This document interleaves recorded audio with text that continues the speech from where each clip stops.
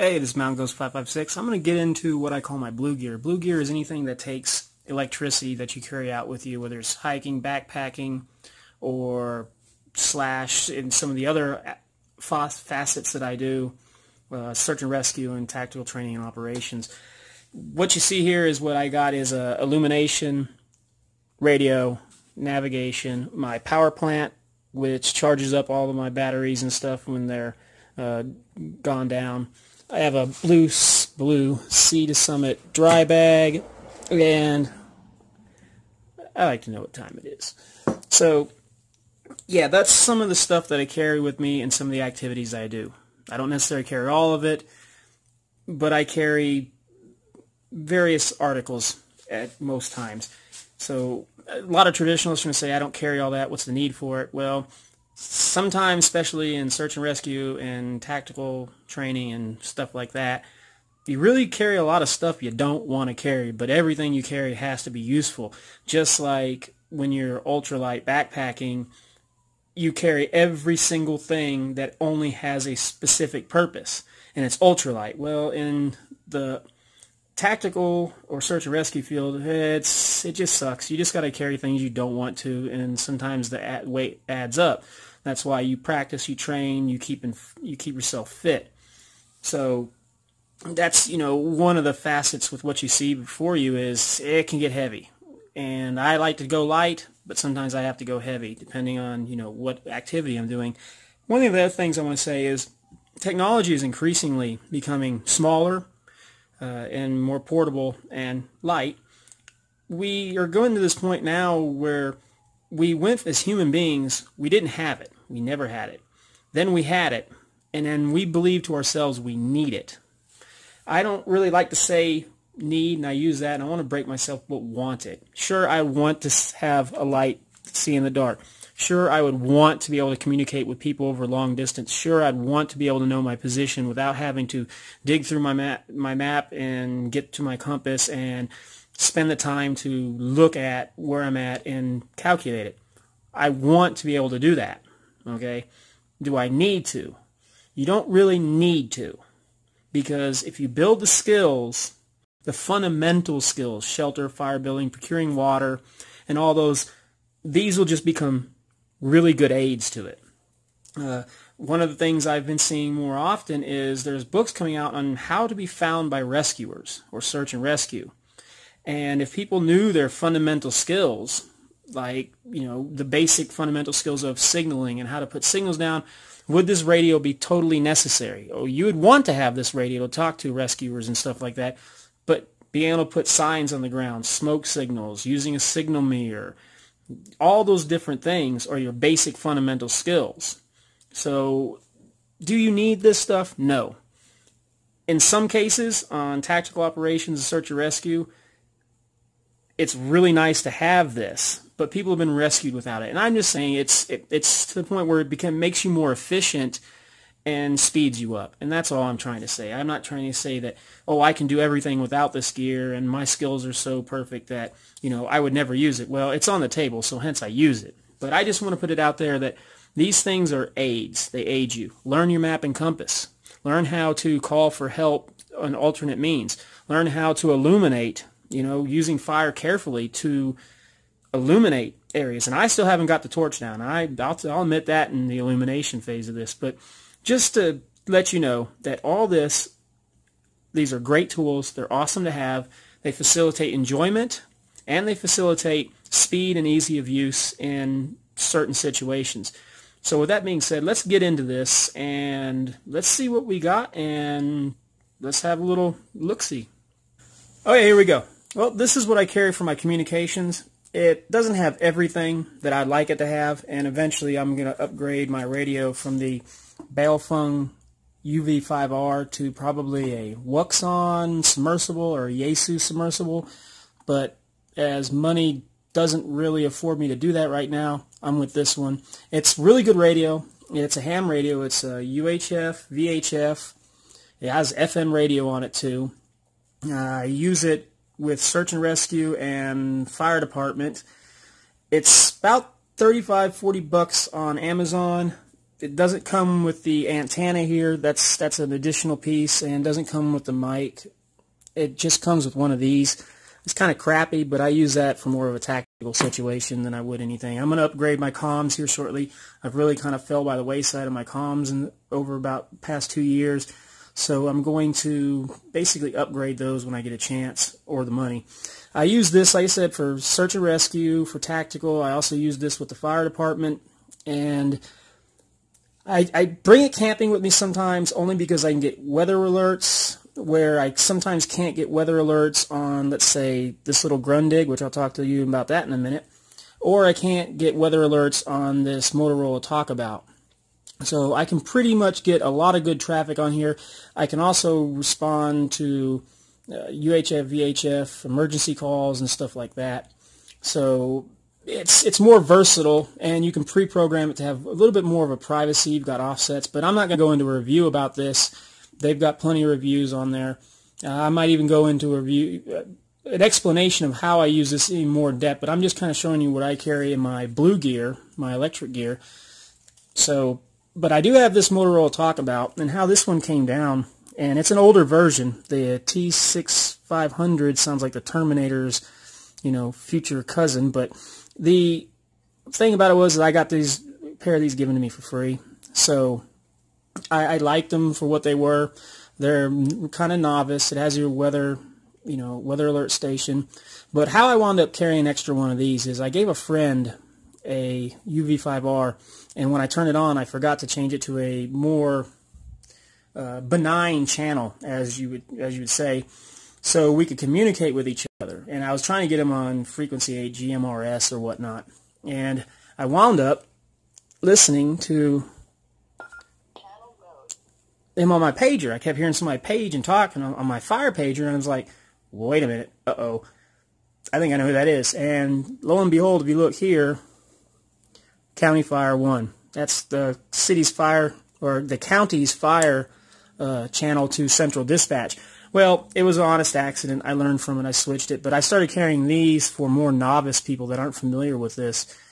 This is a ham radio. You do have to have a license for it. And if you're going to work GMRS or the FMRS stations, you really can't do it on this radio. It has a higher power output, and it has a removable antenna. This one has a lower output and no removable antenna. Part 96 or Part 95 or some FCC rule discovering the use of these radios. So learn your local laws, learn what you need to know to operate one of these radios. But in conjunction with these two, I do use it, and so I always got comms. As far as search and rescue goes, I do use this particular radio for search and rescue right here, and I'll give one of these to one of the other members of a team, because most of the search and rescue teams are volunteer, and they can't afford to go out and buy all the gear. I told one guy, I said, look, if you can afford a 2-pack of these, you can afford at least one of these radios. They said they're not the best. Yaesu, Wuxon, ICOM, Kenwood, the list goes on, but I'm going to upgrade eventually. Okay, why I have this, not only for the obvious reasons that it's an FM radio, AM radio, but it's shortwave also. And if there's some kind of natural disaster, some kind of, I don't know, civil unrest, God help us, I can get shortwave radio communications on that. And basically, I can keep in touch with I would say, the commercial world of information. So that's my communications. I don't have signaling devices and stuff like that, and like I said, I'm not doing a review. These things have a few more odds and ends to them that are really cool, but I'm just showing you what I'm carrying for communications and something like that. Okay, I'm going to go on to next, my navigation. It's really simple, so it won't take up too much time for you guys. Okay, thanks a lot. Okay, this is my land nav equipment that I use. If you notice, I don't have my mapping compass or protractor or pace counting beads on this particular thing, because it's not electrical, as you guys probably figured what the basis of this is by now.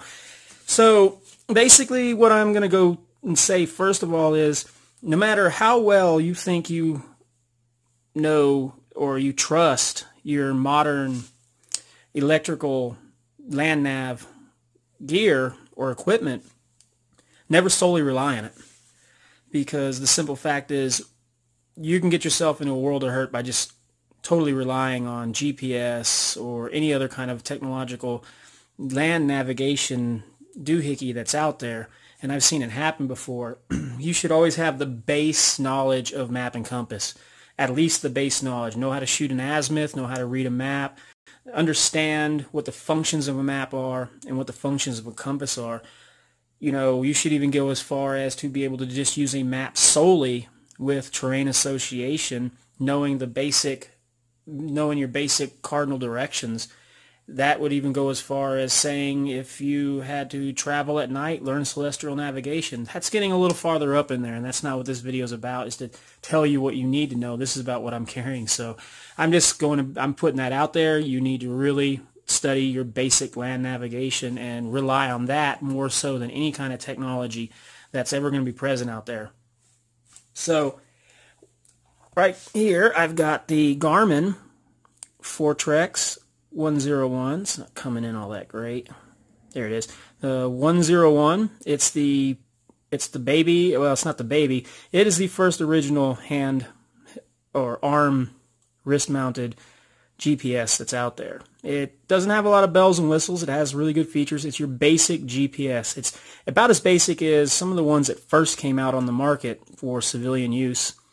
So it worked really well. I'll scroll through here and show you. Look at, I mean, I'm actually getting a pretty decent lock-on inside the house. So you got your elevation, final ETA, and then you got your location. I use MGRS because that's a military grid reference system. I know this, it's easy. I don't have to go through and do a bunch of other numbers. You can use UTM, which is another really good one.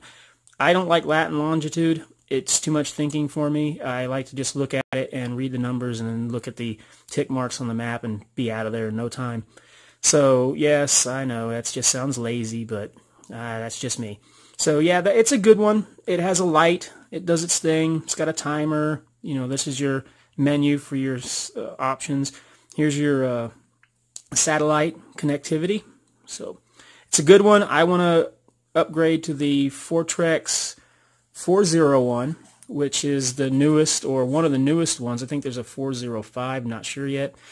I got this. I carry the GPS in a low pro camera case. I repurposed it. I found it, and I was like, oh, I'm going to put that in there. I carry my batteries. They go in here. I always carry spare batteries. It works on 2 AAAs. Here's the wrist wrap extender. So if you have, you know, some kind of, I don't know, simian arms or something with wrists as thick as cantaloupes. I mean, I will admit the one that comes on there is a little tight, but no, this is pretty big. So you can pretty much wrap it around anything. Right here is a pedometer. This thing is, I got it at Walmart for about, I don't know, it's the light in here, my camera's not focusing. I got it at Walmart for $4, $5. I didn't expect much from it. This is so elementary and basic. It's almost like comparing an amoeba to a 4-year-old child. It's on that low instinctual level of just not being able to barely function at all. It has only 2 modes. It says mode, and it's 2 modes, whatever. It has a timer and your footsteps. But in its defense, it's fairly accurate. I did find that it did held up to my pace and my footsteps and strides, so it was pretty accurate for what it cost. I want to upgrade to a more efficient one. I use this in place of a bead counter or a pace counter. It's just easier to look at, and I don't really have to keep my mind on my pace as much as if I had to count beads, because usually you have somebody else in your group do that. So it's actually a one-person time saver. Okay. With that being said, that's my navigation equipment. And like I said, I didn't put out my map compass protractor. I'm going to do another video, and that's going to go my logistics and planning, and these devices are going to follow into that too. Like I said, you do not want to just solely rely on these kind of things or any other new device that comes out there. They're great. They're quick reference aids. They're there, but your fundamental map reading skills must be good, or you better just know where you're at all times. And some people can do that because they know that area. It's just one of those things you gotta, skills can never be replaced by technology, no matter how hard you try, because you're always going to fall back to your fundamental skills because technology does fail. Okay, with that being said, I am going to move on to the next block, and I'll see you then.